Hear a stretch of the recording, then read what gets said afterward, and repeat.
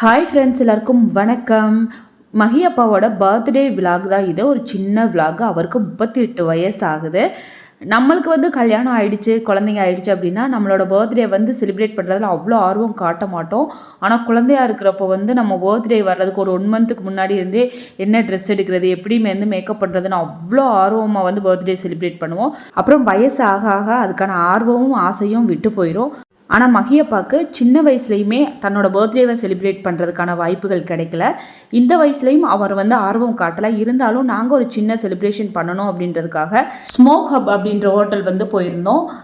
திங்கக்கிழமை தான் மஹி அப்பாவுக்கு, அதாவது இன்றைக்கி தான் மஹி அப்பாவோட பர்த்டே.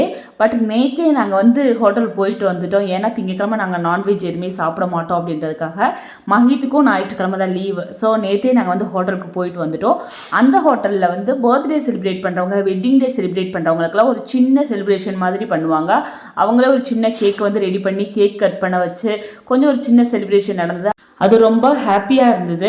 மஹி அப்பா தான் கூச்சப்பட்டுட்டு ஒரு கேக் கூட கட் பண்ண மாட்டேன்னு சொல்லிட்டாங்க. மஹி தான் கட் பண்ணி வாயெல்லாம் அப்படி சாப்பிட்டுட்டு இருந்தான்.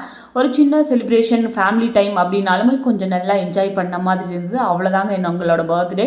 பெருசாக ஒன்றும் இல்லை. மஹி அப்பா ட்ரெஸ் கூட இந்த தடவை எடுத்துக்கல, வேண்டவே வேண்டான்னு சொல்லிட்டாரு.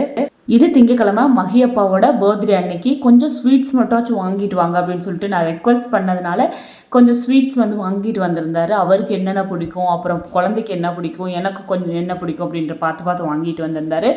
அது என்னென்ன வாங்கிட்டு வந்திருந்தாரு அப்படின்றத ஒரு ஷார்ட்ஸ் வீடியோவாகவும் நான் உங்களுக்கு போஸ்ட் பண்ணியிருக்கேன். அதையும் பாருங்கள். இவ்வளோதாங்க எங்களோட பர்த்டே செலிப்ரேஷன். பொதுவாக இது கூட பண்ண மாட்டோம்.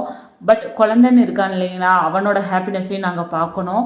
மஹி இந்த விஷயத்தில் ரொம்பவுமே ஹாப்பிங்க. 2 நாளைக்கு முன்னாடியே உண்டியலேருந்து ஒரு 1000 ரூபாய் காசு எடுத்து வச்சுட்டு, அம்மா வாங்க அப்பாவுக்கு போய் சர்ப்ரைஸாக ஏதாச்சும் கிஃப்ட் வாங்கிட்டு வரலான்னு சொல்லிட்டு அனத்துன்னு அனுத்திட்டாங்க. பட் அவங்க அப்பாவுக்கு என்ன பிடிக்கும்னு என்னாலேயே ஒரு ஜட்ஜ் பண்ண முடியாதுங்க. ஏன்னா பொண்ணுங்க அப்படின்னா ஒரு சாரீ, ஒரு நகை, ஏதாச்சும் ஒன்று ஆசைப்படுவாங்கல்ல. இந்த மனுஷன் ஆசைப்பட்டு நான் பார்த்ததே இல்லைங்க. ஸோ என்னாலேயே ஜட்ஜ் பண்ண முடியல. ஓகே, பாய்.